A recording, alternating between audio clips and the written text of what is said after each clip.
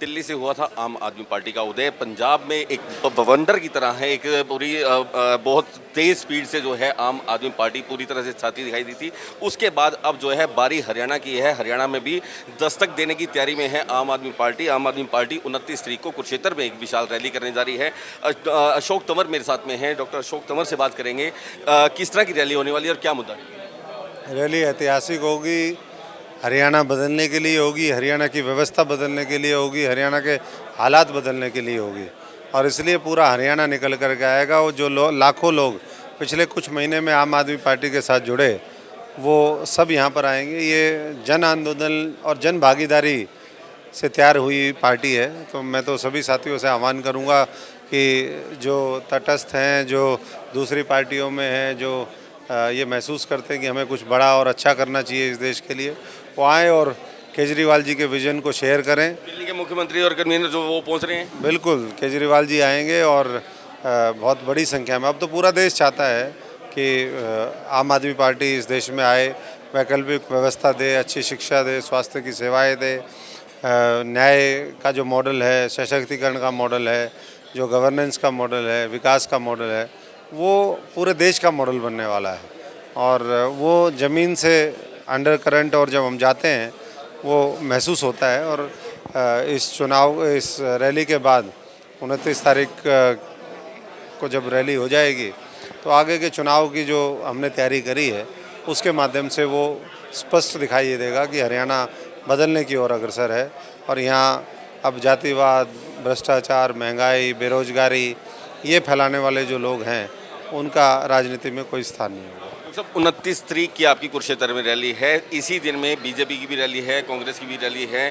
क्या माना जा सकता है कि आपने इन दलों को देख करके अपनी रैली निर्धारित की या आपकी रैली को देख करके इन्हें निर्धारित? नहीं, हमारी रैली को, आम आदमी पार्टी की रैली को देख के इन्होंने किया। हमारे तो 2-2.5 महीने से तैयारी चल रही थी और फिर भी उनसे 5 गुना ज़्यादा लोग आएंगे। उन्होंने अपनी रैलियाँ रखी, कांग्रेस के एक गुट ने फतेहाबाद में रखी, मुख्यमंत्री ने सिरसा में रखी, किसी ने टोहाना में रखी, लेकिन इसके आसपास कुरुक्षेत्र नगरी के आसपास आने की हिम्मत नहीं हुई। अगर हिम्मत थी तो करते, कैथल में करते, करनाल में करते, फिर उनको पता चलता। लेकिन अब भी पता चलेगा और ये महसूस होगा उनको कि अब आने वाला समय इस प्रदेश में किसान मजदूर का है, गरीब आदमी का है, छोटे दुकानदार का है, उन कर्मचारियों का है जिनकी उन्होंने अनदेखी करी, जिनको सड़कों के ऊपर आने को मजबूर किया, जिनके ऊपर लाठियां बरसाई, किसानों को 700 किसानों की जो जान ले ली। अब वो सब लोग इन लोगों से मुक्ति चाहते हैं। निकाय के चुनाव सिर पे हैं और निकाय के चुनाव में उतरने की आपकी भी पूरी तैयारी है। सिंबल पे लड़े जाएंगे? बिल्कुल सिंबल पे लड़ेंगे और लड़ेंगे नहीं, सिंबल पे आम आदमी पार्टी जीत करके आएगी और मजबूत दस्तक शहरों की सरकार बनाने में, जो छोटी सरकार है उसमें ये सुनिश्चित करेंगी। क्योंकि हर नगर निकाय के अंदर भ्रष्टाचार ही भ्रष्टाचार है। कहीं 500 करोड़ का भ्रष्टाचार, कहीं 200 का, कहीं 300 का।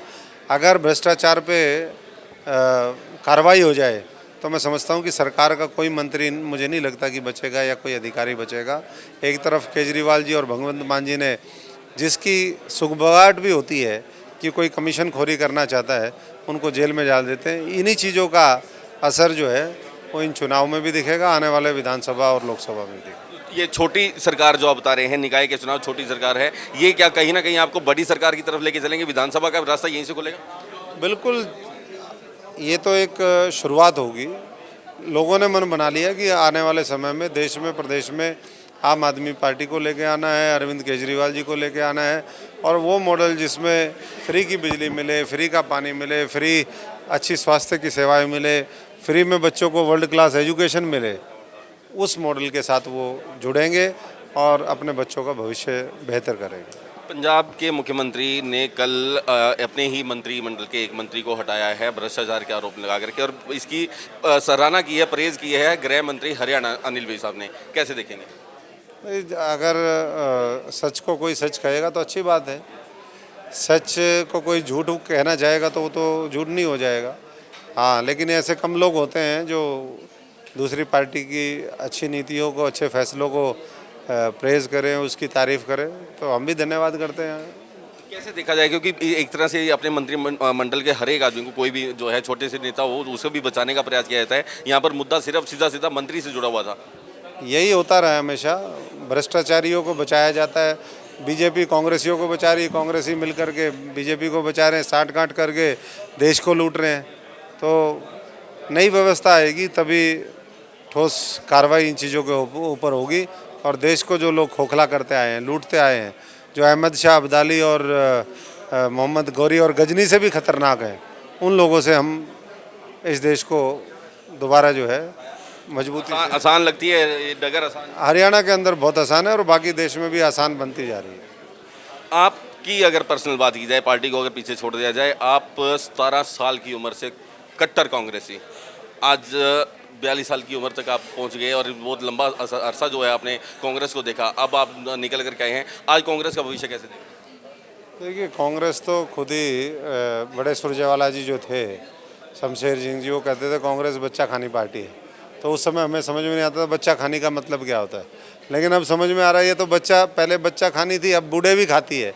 ये तो किसी को छोड़ती नहीं, सबको खाने में लगी। पहले देश खाया, अब जो है अपने को खून पीने वाले लोग इन्होंने तैयार कर दिए जो खून पीने में लगे हुए हैं। अभी किसी का पीते हैं, कभी किसी का पीते हैं, जब और किसी का नहीं मिले तो जनता का पीते हैं। अब जनता ने इनसे पिंड छुटा लिया तो आपस में ही लगे हुए हैं। तो कांग्रेस का कोई भविष्य, और मैं नहीं समझता कि अस्तित्व भी अब बचा है कि जो भविष्य के तरफ इनको ले जाए, कुछ अच्छा इनके लिए कोई संदेश हो। लंबा अरसा जो है आप प्रदेश अध्यक्ष पद के ऊपर आसीन रहे, फिर कुमारी शैलजा जो आ रही हैं, अब उदयमान को लाया गया, साथ में कार्यकारी 4 अध्यक्ष बनाए गए। मानते हैं कि वो जो बीच में खींचतान जो है कांग्रेस की, वो कहीं कैसे खत्म होगी? खींचतान नहीं, अब तो कांग्रेस ही नहीं बची तो उसमें क्या। शरीर के अंग अगर कुछ काम करेंगे तभी तो शरीर काम करेगा।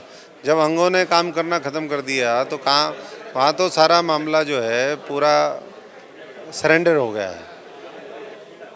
कांग्रेस पूरी भाजपा के सामने नतमस्तक, और जो कांग्रेस का आला नेतृत्व वो ब्लैकमेल और चोरों के सामने, डकैतों के सामने नतमस्तक, एक दूसरे को मारने में लगे हुए हैं। तो इसलिए मुझे लगता है कि उनकी चिंता छोड़ करके हमें देश की चिंता करनी चाहिए, हरियाणा की चिंता करनी चाहिए, अपने किसान मजदूर नौजवान की चिंता करनी चाहिए। हमारी माताएं बहनें जो असुरक्षित हैं, कल ही एक सिंगर को वो उनकी डेड बॉडी मिली है, तो कहाँ कानून व्यवस्था है, इसके बारे में गंभीर होना चाहिए। हुड्डा साहब के बारे में क्या कहेंगे? हुड्डा साहब को क्या मानते हैं कि सर्वे सर्वा जो है फ्री हैंड उन्हें दे दिया गया, उदयवान जी बिल्कुल उनके क्लोज थे? देखिए, अब मैंने बताया कि कांग्रेस ही खत्म है तो कोई कुछ भी बन जाए, कोई नरप होए, हमें कहानी। एक मेरा लास्ट सवाल कि आप जो है अभी तृणमूल कांग्रेस में गए, कुछ ज़्यादा लंबा अरसा नहीं हुआ था, उसके तुरंत बाद आप पार्टी में आने का क्या रीज़न था? देखिए, मैंने बताया, पहले भी बताया, 5 महीने में कोई एक्टिविटी तृणमूल कांग्रेस की तरफ से हरियाणा को लेकर के नहीं हुई।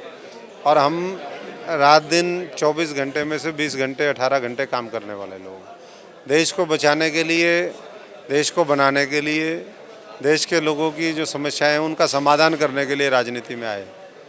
तो जो दल इन पैमानों पे खरा उतरेगा, जो नेतृत्व उसके खरा उतरेगा, उसके साथ अशोक तंवर है। और आज अरविंद केजरीवाल जी पूरी मजबूती से लड़ाई लड़ रहे हैं, हम उनके साथ हैं। अरविंद केजरीवाल पूरी मजबूती से लड़ाई लड़ रहे हैं। सपना आम आदमी पार्टी का, हर एक नेता का वही, जो आंधी पंजाब में देखने को मिली, उसी आंधी को हरियाणा में उड़ाने की तैयारी की जा रही है। भविष्य के गर्भ में है कि होगा क्या, लेकिन 29 तारीख को जो रैली की जा रही है उसके बहुत ज़्यादा लाखों की तादाद में लोगों के पहुँचने का दावा किया जा रहा है, और तमाम अन्य स्थानों पर जो रैलियाँ हैं उनके फेल होने का भी दावा किया जा रहा है। कैमरामैन विनय के साथ सुनील सदाना, न्यूज़ ओनली, चंडीगढ़।